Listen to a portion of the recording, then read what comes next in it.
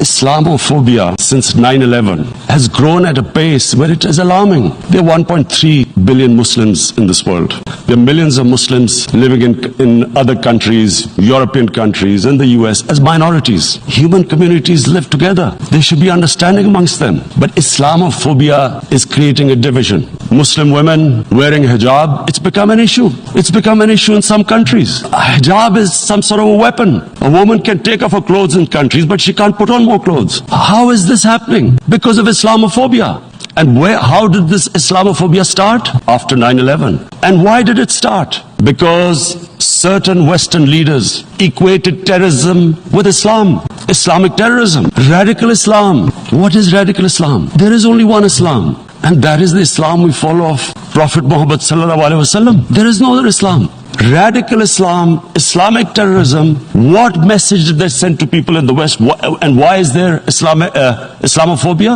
How is a person in New York, in the Midwest, in the US, in European capital, how is he going to distinguish between who is a moderate Muslim and who's a radical Muslim? Terrorism has nothing to do with any religion. This Islamic terrorism, Islamic radicalism, and sadly used by leaders, this has been the main reason for this Islamophobia. And it has caused pain amongst Muslims. We in Muslim countries watch this Islamophobia traveling abroad, and it's getting worse. In European countries, it is marginalizing Muslim communities. And we all know that marginalization leads to radicalization. Some of the people who ended up as militants in Syria and other places were from marginalized Muslim communities. We must address this issue. I'm sad to say that we Muslim leaders have not addressed this issue either. After 9/11, when this thing came about war against radical Islam, rather than Muslim leaders trying to explain to the West that there is no such thing as radical Islam, in all human communities, they are radicals. They're liberals and rest are moderate. All human communities, Christians, Jews, everyone has it. But Islam is not radical, neither Judaism, neither Christianity, neither Hinduism. No religion preaches radicalism.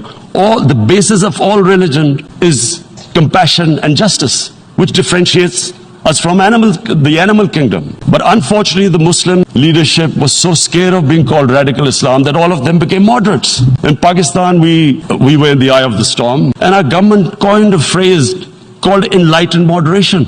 No one knows what it meant. But everyone started putting on Western suits that they were moderates. Started speaking, even those who didn't know English would speak English because they were moderates. No one had a clue what it was. Because we, in the Muslim world, did not explain to the West that there is no such thing as radical Islam. One of the reasons why after 9/11, Islam was supposed to be equated with terrorism was suicide attacks. Because the 9/11 bombers did a suicide attack, all sorts of theories came up that the Muslims are involved in suicide attacks because they will get virgin in heavens. Some came up with, what about women? Suicide attackers. So this bizarre thing happened. No one explained. Suicide attacks and Islam were equated. No one did research that before 9/11, the majority of suicide attacks in the world were by Tamil tigers, who were Hindus. No one blamed Hinduism, and quite rightly. What has Hinduism got to do with what desperate people were doing in Sri Lanka? We've seen films about Japanese kamikaze pilots at the end of the Second World War doing suicide attacks. No one blamed the religion.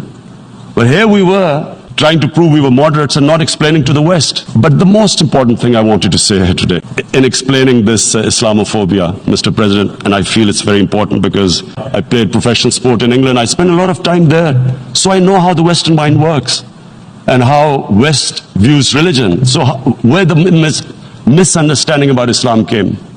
And one of the reasons it caused Islamophobia. That was in 1989, this book was published, maligning, insulting, ridiculing our Prophet Muhammad sallallahu alaihi wasallam. And there was a reaction in the Muslim world. The West couldn't understand what was the problem. Because in the West, because I have spent so much time in the West, religion is perceived completely differently. They don't look upon religion like we do. And so Islam was supposed to be an intolerant religion. It was against freedom of expression. And Islam took a real beating 30 years ago. I still remember it became a watershed.